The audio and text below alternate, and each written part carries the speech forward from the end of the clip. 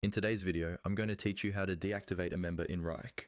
This is really useful when someone leaves your organization, changes roles, or simply no longer needs access, and you want to free up a license while keeping their work and history intact.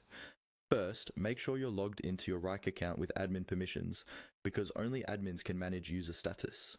Once you're in your workspace, look toward the upper left corner of the screen. You'll see your profile icon there. Go ahead and click on that profile icon. This is where Wrike keeps access to your personal settings as well as account-wide options.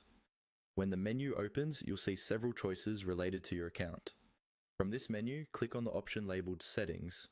This will take you out of your personal project view and into the main account settings area, where you can manage users, groups, and other administrative details. Inside the settings page, look for the section called Users.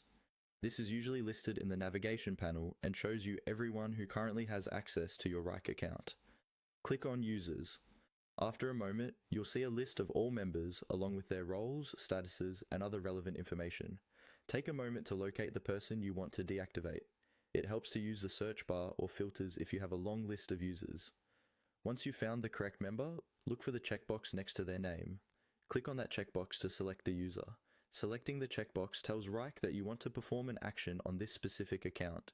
After selecting the user, you'll see additional options appear, typically at the top of the user list or in a toolbar.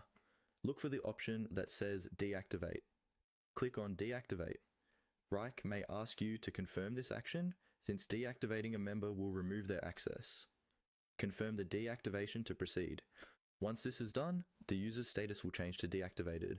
They won't be able to log in anymore, but their tasks, comments, and history will remain in your workspace, which keeps your project records intact. You can always come